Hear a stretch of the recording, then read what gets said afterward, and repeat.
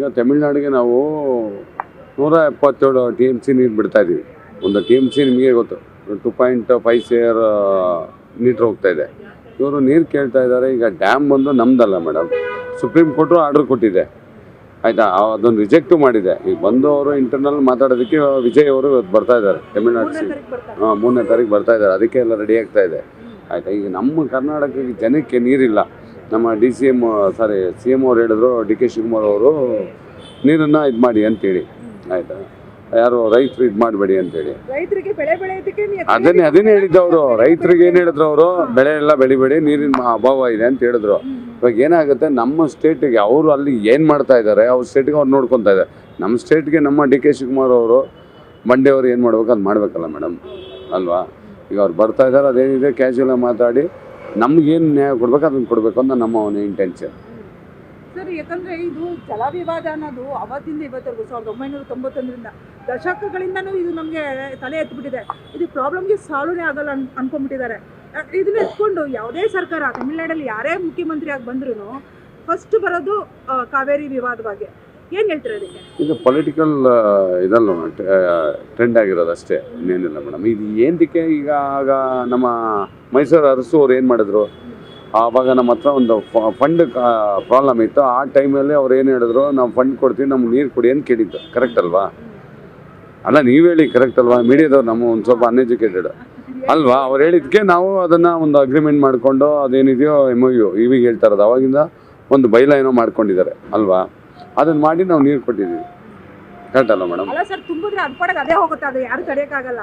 ಅಲ್ಲ ಮೇಡಮ್, ಈಗ for example ಈಗ ನಾವು ನೀರು ಜಾಸ್ತಿ ಬಿಡ್ತೀವಿ, ಅವ್ರು ಎಲ್ಲಿಗೆ ಬಿಡ್ತಾ ಇದ್ದಾರೆ? ಸಮುದ್ರಕ್ಕೆ ಬಿಡ್ತಾ ಇದ್ದಾರೆ ಆಯಿತಾ. ಇಲ್ಲಿ ಬಂದು ಎಲ್ಲರೂ ವಿಡಿಯೋ ಮಾಡ್ತಾರೆ. ನಮ್ಮೂರು ಯಾರು ಹೋಗಿ ಅಲ್ಲಿ ವಿಡಿಯೋ ಮಾಡಿದ್ದಾರಾ? ಮೊನ್ನೆ ನೋಡಿದೆ, ಡ್ಯಾಮ್ ಹತ್ರ ನಿಂತ್ಕೊಂಡು ವಿಡಿಯೋ ಮಾಡಿದ್ರೆ ನಾನು ಹೇಳಿದ್ದೀನಿ ಅಲ್ವಾ. ನಾನು ನೋಡಿದ್ದೆ, ಅದನ್ನು ವಿಡಿಯೋ ಮಾಡಿದ್ದಾರೆ. ಈ ಥರ ಆದಾಗ ಏನಾಗುತ್ತೆ ಮೇಡಮ್, ನಮ್ಮ ಜನ ನಮ್ಮ ಭಾಷೆ ಅನ್ನೋದು ಅವ್ರಿಗೆ ಅರ್ಥ ಆಗಬೇಕು ಆಯಿತಾ. ಇವಾಗ ನಾವೆಲ್ಲ ಹೋಗೋಕ್ಕಲ್ಲಮ್ಮ, ನಾವು ಬಿಸ್ನೆಸ್ ಪೀಪಲ್ಲು. ಈಗ ನೀವು ತೊಗೊಂಡೋಗಿ ಹಾಕಿದ್ರೆ ಒಬ್ಬರು ನೆಗೆಟಿವ್ ಮಾತಾಡೋ, ಪಾಸಿಟಿವ್ ಮಾಡ್ತಾರೆ. ಫಸ್ಟ್ ಟೈಮ್ ನಾನು ಮೀಡಿಯಾದಲ್ಲಿ ಮಾತಾಡ್ತಾ ಇರೋದು. ಈಗ ನಾನು ಹೇಳಿದ್ನ ತಮಿಳವರು ಒಂಥರ ಮಾತಾಡ್ತಾರೆ, ಅವರು ನಮ್ಮ ಅಣ್ತಂದಿರ್ತಾರೆ. ಈಗ ಏನಾಗುತ್ತೆ, ನಮ್ಮ ಜನನೇ ಮಾತಾಡ್ಬಿಡ್ತಾರೆ. ನೋಡ್ತಾರೆ. ಅಲ್ಲ ಮೇಡಮ್, ನಮ್ಮ ಕನ್ನಡ ನಾಡದಲ್ಲಿ ತಮಿಳವರು ಇರೋಷ್ಟು ತಮಿಳ್ನಾಡಲ್ಲಿ ಕನ್ನಡದವ್ರು ಅವರ ಹೇಳಿ ಇದ್ದಾರಾ ಸರ್? ಇಲ್ಲ ಮೇಡಮ್. ನಾವು ಕೊಡೋ ಒಂದು ಟ್ರೀಟ್ಮೆಂಟು ಅಲ್ಲಿ ನಮಗಿಲ್ಲ ಟ್ರೀಟ್ಮೆಂಟು. ಈಗ ನಮ್ಮ ಬಾವುಟ ಹಾಕೊಂಡಾಗಲೇ 100 ಗಲಾಟೆ ಆಗಿದೆ. ಯಾವ ಥರ? ಹೌದು ಮೇಡಮ್. ಈಗ ಬೆಂಗಳೂರು ಒಳಗಡೆ ಈಗ ಹೌದು ಅಲ್ವಾ. ಈಗ TVK ಬಾವುಟ ಹಾಕೊಂಡಿದ್ವಿ. ಮೊನ್ನೆ ವಿಜಯ್ ಅವ್ರು ಬಂದರು, ಎಷ್ಟು ಜನ ಸೇರಿದ್ರು. ನಾವು ಯಾರೋ ಏನಾರ ಒಂದು ಇದು ಮಾಡಿದ್ದೀವ? ನಾವು ಆ ಥರ ಟ್ರೀಟ್ ಮಾಡ್ಬೇಕಾದ್ರೆ ಅವರು ಹಂಗೆ ಮಾಡಬೇಕಲ್ಲ ಮೇಡಮ್ ಆಯಿತಾ. ಇವಾಗ ಸಮುದ್ರಕ್ಕೆ ಅವ್ರು ನೀರು ಬಿಡ್ತಾರೆ ಅಂದಾಗ ಏನು ಅರ್ಥ ಅದು? ಇಲ್ಲಿ ನಮಗೆ ರೈತರು ಬೆಳೆ ಬೆಳಿಬೋದಂತ ನಮ್ಮ CM ಹೇಳ್ತಾರೆ, ಅವ್ರು ಸಮುದ್ರಕ್ಕೆ ನೀರು ಬಿಡ್ತಾವ್ರಲ್ಲ.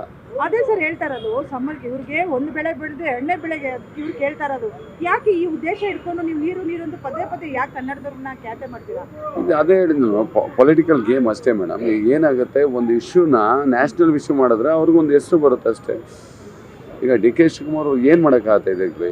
ಅವ್ರು ಬರ್ತಾ ಇದ್ದಾರೆ, ಮಾತಾಡ್ತಾರೆ. ಸುಪ್ರೀಂ ಕೋರ್ಟು ಕೂಡ ನಮ್ಮ ಪರವಾಗಿ ಜಡ್ಜ್ಮೆಂಟ್ ಕೊಟ್ಟಿದೆ. ಆರಾಮಾಗೋದು ಅದೇ ಮೇಡಮ್ ಅಷ್ಟೇ. ಹೆಂಗೆ ಬಿಡೋಕ್ಕಾಗತ್ತೆ ಮೇಡಮ್? ಅಲ್ಲ, ನಾವು ಇರಬೇಕಾ ಬೇಡವಾ ಹೇಳ್ರಿ? ನೀರು ಬಿಟ್ಬಿಟ್ಟು ನಮ್ಮ ರೈತರನ್ನ, ನಮ್ಮ ಜನನ ನಾವು ಬಿಟ್ಬಿಟ್ಟು, ನಮ್ಮ ತಾಯಿನ ಬಿಟ್ಬಿಟ್ಟು ನಾವು ಇನ್ನೊಂದು ಕೊಡೋಕ್ಕಾಗತ್ತಾ? ಅವ್ರಿಗೇನು ಬೇಕೋ ನಾವು ಬಿಡ್ತಾ ಇದೀವಲ್ಲ.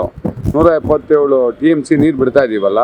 ಅಲ್ಲಿ ಮೇಕೆದಾಟಿಂದ ಹೋಗಿದ್ನಲ್ಲ ಸಮುದ್ರಕ್ಕೆ ಬಿಡ್ತಾ ಇದ್ದಾರೆ. ನಾವೇನು ಮಾಡ್ಬೇಕು ಇದಕ್ಕೆ? ನಮ್ಮವ್ರು ಯಾರು ಅದಕ್ಕೆ ಅವ್ರವ್ರು ಬಿಸಿಲಿದ್ದಾರೆ. ಅದನ್ನು ವಿಡಿಯೋ ಕೊಟ್ಟರೆ ಏನಾಗುತ್ತೆ ಹೇಳಿ? ಸುಪ್ರೀಂ ಕೋರ್ಟ್ ಆರ್ಡರ್ ಕೊಟ್ಟಿದೆಯಲ್ವಾ, ವಜಾ ಮಾಡಿದೆಯಲ್ಲ ಮೇಡಮ್. ಮತ್ತೆ ಇನ್ನೇನು ಮಾಡೋಕ್ಕಾಗತ್ತೆ ಹೇಳಿ? ನಾಳೆ ಬಂದಾಗ ಅವ್ರು ಏನಿಲ್ಲ, ನಮ್ದು ಏನಿದೆಯೋ ನಮ್ಮ ಪರವಾಗಿ ಕನ್ನಡ ಪರವಾಗಿ DK ಶಿವಕುಮಾರ್ ಅವರು ಮಂಡ್ಯ ಅಂತೀವಿ, ಅವರು ನಮಗೆ ಸಪೋರ್ಟ್ ಮಾಡ್ತಾರೆ ಅಂದ್ಕೊಂಡು ಮಾಡಲಿ ಸಾಕು. 100% ಬಿಡೋಲ್ಲ. ಮಂಡ್ಯ ಅವತ್ತಿನ ಮಂಡ್ಯನೇ ಅಷ್ಟೇ.